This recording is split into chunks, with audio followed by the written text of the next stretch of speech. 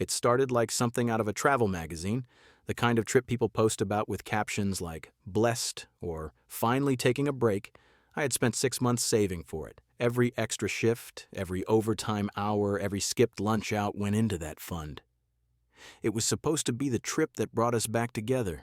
After a year full of stress, distance, and arguments that ended in silence, I thought, maybe if we just got away, somewhere warm, somewhere beautiful, we'd remember why we fell in love in the first place. So I booked it. 10 days in Santorini. Oceanfront hotel, balcony with a view of the caldera, boat tours, wine tastings, couples massages, and the full fantasy. Emma had cried when I told her, "You did all this for us?" "For you," I said, "for us." She kissed me then, like she hadn't in months, and for the first time in what felt like forever, I believed things could be good again. The flight was long, but we were excited. She wore the sundress I always liked. I brought the camera. We took selfies on the plane. She even held my hand during takeoff. But something shifted after we landed. Subtle at first. She was tired, she said. Jet lag. Needed time to adjust. I didn't push. We napped, ordered room service, watched the sunset from the balcony. She smiled, but it didn't reach her eyes. The next morning, I woke up early and made coffee. She stayed in bed, curled away from me, clutching her phone. She said it was her sister. Something about their mom's health. "Okay," I said, but that explanation kept repeating. Every time I asked who she was texting, it was my sister, or work stuff, or just scrolling. By day 3, I noticed she was always turning her phone screen away when I was nearby. She'd go out to take a walk, alone. Spend long moments sitting by the pool, typing fast, smiling slightly, then going quiet when I came near. I tried to tell myself it was nothing. Maybe she just needed space. Maybe she really was talking to her sister. Maybe it was work drama. I kept trying to be the good guy, patient, understanding, calm. I booked us a sunset cruise. She came along, but spent half the time staring at her phone. When I asked her to take a picture with me, she sighed. "Can't we just enjoy the view instead of always taking photos?" That hurt, because I was trying, I was giving everything I had, and it still felt like I was invisible. Then, on day 4, it happened. We were at the beach. She went into the water alone, left her phone on the towel. I didn't plan to look, but the screen lit up, a message preview. "Chris, Jim. Wish you were in my bed instead of his. That bikini's killing me." My stomach dropped. I didn't open it. I didn't need to. The message was enough. Everything blurred. The sound of the ocean, the laughter of children nearby, the smell of sunscreen and salt. It all faded. All I could see was her walking out of the water, smiling like nothing was wrong, while my world cracked wide open. And in that moment, under the blazing sun of paradise, I knew. I wasn't on a dream vacation. I was in the middle of a nightmare I paid for. I didn't say anything when she came back from the water. I handed her a towel, watched her dry off, listened to her talk about the temperature of the sea. She laughed, casually, as if nothing had happened, because to her, nothing had happened. She didn't know that my world had just shifted under my feet. I kept my mouth shut the rest of the day. Not because I was scared, not because I didn't want to know, but because I needed time to think. Time to understand how the woman I loved, the woman I fought for, the woman who could smile in my face while texting another man in secret. That night, while she was in the shower, I sat on the balcony. The moon hung low over the caldera, painting the water in silver streaks. It should have been beautiful. Instead, I felt hollow. I wanted to scream, to smash something. But instead, I stared at the glass of wine in my hand and asked myself, how long has this been going on? Was it just emotional? Was it physical? Did she meet up with him before the trip? Was this whole vacation just a cover?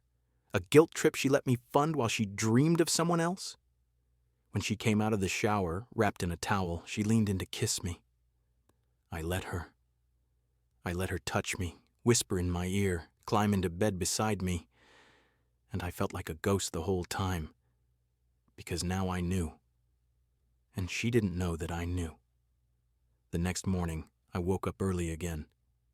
She was still sleeping. I sat at the edge of the bed and stared at her, at the woman I thought I knew.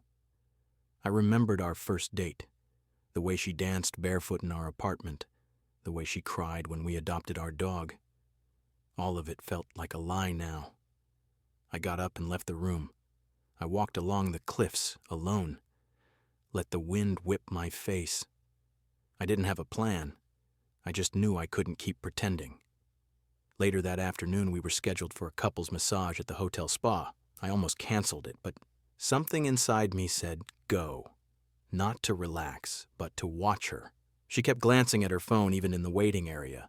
When the receptionist told us to put our devices in lockers, she hesitated.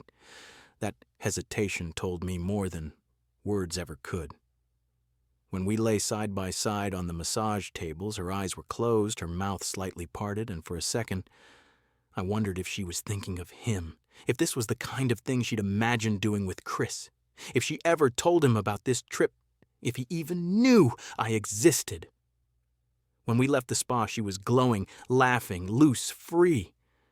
I pretended to match her energy, but inside I was unraveling. That evening, at dinner, I brought it up. Not the message, not yet, just questions. Are you happy here? I asked. She blinked. Of course. Why wouldn't I be? With us, I mean. She frowned. Why are you asking that? I shrugged. You've seemed distant, distracted. She looked down at her wine glass. I've had a lot on my mind. I waited, gave her a chance, but she didn't take it, so I nodded, and I let the silence settle between us like a curtain. After dinner, we walked back to the room. She said she was tired and wanted to sleep. I said I'd stay out on the balcony for a while. She went inside, and I waited again, waited for her to check her phone, waited to hear the soft buzz of a message, waited to see if she would leave the room again. And just after midnight, she did. I watched from the shadows as she slipped on sandals and took her phone. She didn't look back. I followed her, quiet, careful, heart in my throat. She walked down the path past the pool toward the edge of the resort. Stopped near the garden, lit only by the soft glow of path lights. She raised the phone to her ear. I couldn't hear what she said, but I could hear her laugh, the same laugh I once thought was just for me. That's when I knew. This wasn't a fling. It wasn't a mistake. It was a choice. She came back to the room around 1 a.m. Her hair was slightly windblown, and she looked flushed. She gave me a weak smile as she shut the door behind her. Couldn't sleep, she murmured, slipping off her sandals. I didn't respond. I just sat on the balcony, watching her from the corner of my eye. She went to the bathroom, closed the door behind her. I heard the water run. A few minutes later, she climbed into bed, pretending like everything was normal. And I let her pretend. But I didn't sleep. I couldn't. All I could think about was what I was going to do. What I should do. I wanted to confront her, to drag the truth out into the light. But some part of me, some stubborn, broken part, still hoped I was wrong, that maybe Chris was just flirting and she hadn't crossed any lines. But the moment I saw her lie to my face and the moment I watched her sneak out and return like nothing had happened, I knew. She'd crossed the line a long time ago. The next day, I kept my distance. We walked through the streets of Oya, the whitewashed buildings glowing in the sunlight. She held my hand in public, posed for photos, acted like the perfect wife on a perfect trip. No one around us could see the truth, but I saw it in the way she kept checking her phone when she thought I wasn't looking. The quick glances, the typed replies under the table at lunch. I noticed how she turned away whenever she laughed. It was a performance. I was done pretending. That evening, back at the hotel, I asked her to sit with me on the balcony. I want to talk, I said. She looked uneasy, but nodded. Sat across from me, folding her legs up under her. Is there something you want to tell me, Emma? I asked. Her eyes narrowed. Like what? You've been distant, secretive. You take your phone everywhere, even into the bathroom. You don't smile at me anymore, not really. She looked down, quiet. I pressed further. I know you've been talking to someone, Chris, the guy from your gym. Her head snapped up. Panic flashed in her eyes. You went through my phone? I didn't have to. I saw the messages light up when you left it at the beach. She went silent. Her lips parted like she wanted to say something. To lie, maybe. But then she just sighed. It's not what you think, she said. Really? Because I think you've been cheating on me. And I think you let me plan this whole trip while you were dreaming about someone else. She opened her mouth, closed it again, then shook her head. It wasn't like that. Then how was it? She stood abruptly, walking to the edge of the balcony, staring out at the sea. I didn't mean for it to happen. Chris and I just talked. It started harmless, but then things with us got worse, and I needed someone. He listened. You didn't. I worked overtime for 6 months to pay for this vacation, I said, because I thought we could fix things. You needed someone? I was someone. She wiped at her eyes.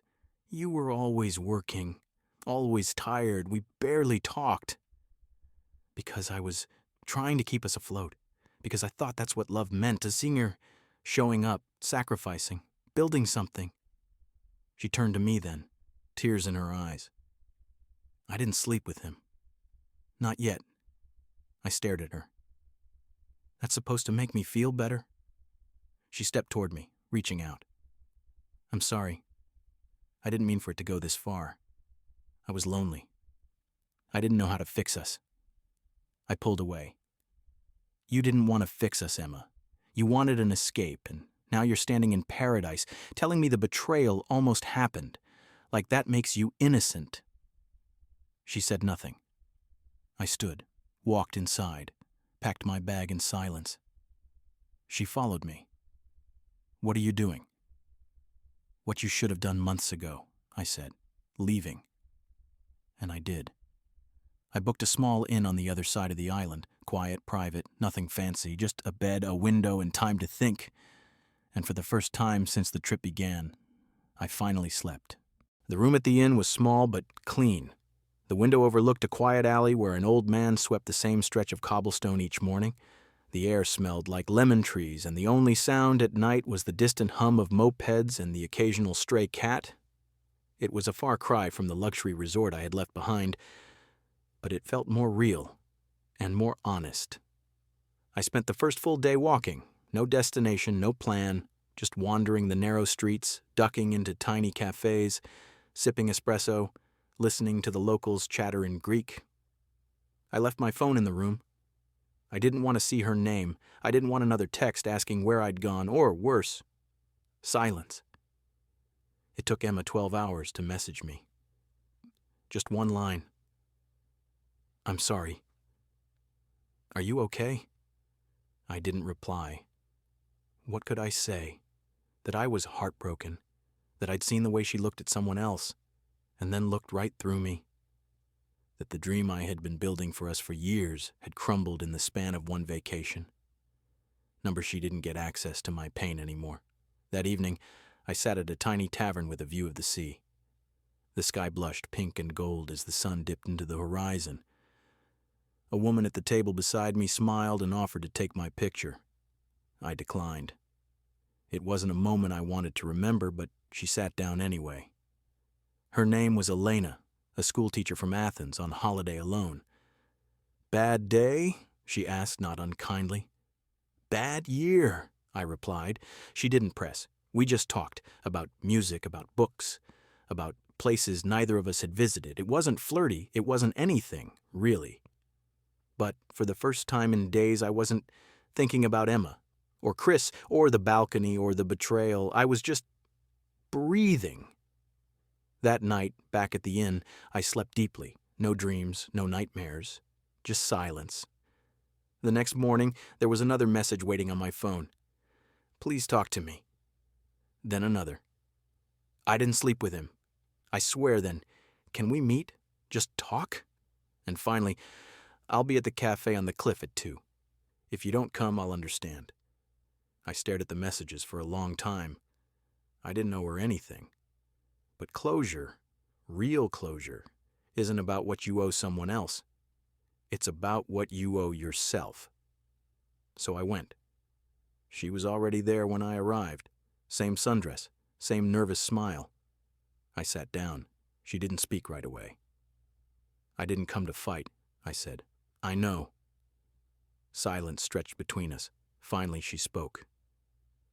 I've been thinking about everything, about how far we drifted and how I let it happen. I said nothing. I thought you didn't love me anymore, that you were staying out of duty, not love. And Chris made you feel seen, I said. She nodded. It was stupid, reckless, but it made me feel something I hadn't felt in a long time, desired, noticed. And what about me, Emma? What about how I felt working 70-hour weeks just to make you smile again? I was exhausted, not absent. She started to cry, quietly. No dramatics. I know. I see that now. I was selfish. And I don't expect you to forgive me. I needed you to hear it from me. Not your assumptions, not your anger. The truth. We sat in silence after that. The wind tugged gently at the edges of the napkins on our table. I didn't know what to say, or if there was anything left to say. But I realized something important in that moment. I had already begun letting go of the anger, of the pain, of the version of her I had clung to. She was no longer the woman I wanted to grow old with, and that was okay. She wiped her face and stood. Thank you for coming. I nodded. Take care, Emma. And just like that, she was gone. No begging, no theatrics. Just a quiet goodbye between two people who once loved each other, but now loved themselves more. The days that followed were slow, not heavy like before. Just quiet. I stayed in the small town in that same modest room, waking up to the sun spilling in through the shutters and the scent of breakfast from the bakery downstairs. For the first time in what felt like years, my mind wasn't spinning the moment I opened my eyes. I didn't think about Emma right away. I didn't think about Chris. I didn't think about the trip I had planned or the money I had spent. I just existed, and that was new. Ellen and I crossed paths again on the third morning. She was sipping coffee alone outside the same tavern where we first spoke. When she saw me, she waved. This time I joined her. There was something easy about talking to her. She didn't know me. Not really. And I didn't owe her any version of myself. There were no histories to protect or truths to hide. She asked how I was, and I answered honestly, better than I thought I'd be. We talked about small things, books, the weather, how the cats in the alley always seemed to be fighting at night. She told me about her students. I told her about my job, about how I had been planning to quit for months but kept putting it off. I think you're already halfway there, she said, smiling. Maybe I was. That afternoon I rented a bike and rode to a remote beach. No tourists, no umbrellas, just sand and stone and water as far as the eye could see. I sat there for hours, watching the waves roll in, letting myself feel everything, the betrayal, the heartbreak, the guilt, but also something else. Something I hadn't expected. Relief. Relief that I wasn't still trying to fix what was already broken. Relief that I had walked away. Relief that I had found something resembling peace, even if just for a moment. When I got back to the inn that evening, there was another message from Emma. Just one word. Thanks. No follow-up, no pressure, just a thread being tied off. I didn't respond. I didn't need to. There was nothing left to say. Elena knocked on my door that night. Come for a walk? She asked. The town was quiet, lit only by lanterns and the soft glow of the moon. We walked side by side, saying little, just breathing the same air, following the curve of the cliffs. At one point, we stopped to look out over the water. You don't talk much, she said, teasing. I used to, I said. Then I learned to listen. She looked at me, thoughtful. That's rare. I don't want to be rare, I said. I just want to be real. She didn't reply, but she didn't have to. We sat there a long time, and for the first time, I didn't feel the urge to fill the silence. I didn't feel like I had to prove anything. I wasn't healing to impress anyone. I was healing because I wanted to. And that felt powerful. In the days that followed, Elena and I spent more time together. We explored hidden alleys and ate at tiny places that didn't even have menus. We laughed. A lot. But it never felt like a rebound. It didn't feel like escape. It felt like rediscovery of the world, of myself, of who I had become, not because of the pain, but in spite of it. And as the trip neared its end, I realized something. I wasn't afraid to go home anymore. The morning I left the island, the sky was still half asleep, a pale blue streaked with soft grays. I rolled my suitcase down the cobblestone path, the wheels clicking with every bump, and paused once at the end of the alley to take one last breath of the lemon-scented air. I looked back at the little inn, the open shutters, the stray cat watching me from the rooftop. And in that moment, I felt something simple but profound. Gratitude. Not for the pain, but for the fact that I had survived it and emerged, not whole, maybe, but awake. Elena had hugged me the night before, no promises, no drama, just a quiet, genuine hug between two people who had briefly found comfort in each other's orbit. "Take care of yourself," she said. "I think I finally am," I answered. The airport was crowded. I sat by the window, headphones in, letting music fill the silence between boarding calls. And for the first time in a long time, I didn't check my phone. I didn't feel the urge to revisit old messages or scroll through old photos. The chapter was closed. Back home, everything felt smaller. My apartment, my routine, my inbox overflowing with work emails. The dog barked when I walked in. She had stayed with my sister while I was away. And for the first time in weeks, I felt genuinely happy to see something familiar. The framed photos of Emma were still on the shelf. I didn't take them down immediately, not out of nostalgia, but because I wanted to do it consciously, with clarity. So I did. Slowly. I went through drawers, deleted the shared playlists, archived emails, canceled the anniversary dinner reservation I had made months earlier. Each small action felt like peeling off another layer of something I didn't need anymore. I started jogging again, signed up for a photography course, reconnected with friends I hadn't seen in over a year. And when I ran into Emma, because of course in a city this small it was inevitable, something strange happened. Nothing. No surge of anger, no heat in my chest, just a nod. A distant kind of warmth. She looked good, healthier, softer. Maybe she was healing too. We didn't speak, we didn't need to. Some goodbyes echo louder than words. Months passed, seasons shifted, and with time that trip, the one that began as an act of hope and ended in heartbreak, became something else entirely. A turning point. I no longer measured my life by what I lost. I measured it by what I began to rebuild. And sure, I still have bad days. Some nights I lie awake, remembering the feeling of being lied to in paradise, wondering if I missed a sign earlier, if I could have done something differently. But I don't stay in that place for long, because now I know better. I know that love isn't proven in grand gestures or once-in-a-lifetime trips. It's proven in consistency, in honesty, in choosing someone even on the boring days. And I know that healing isn't a finish line, it's a rhythm, a return to yourself over and over again. I think that's what Santorini gave me, not Emma, not the answers, not the clean break I thought I needed, but myself. And that I'll never regret.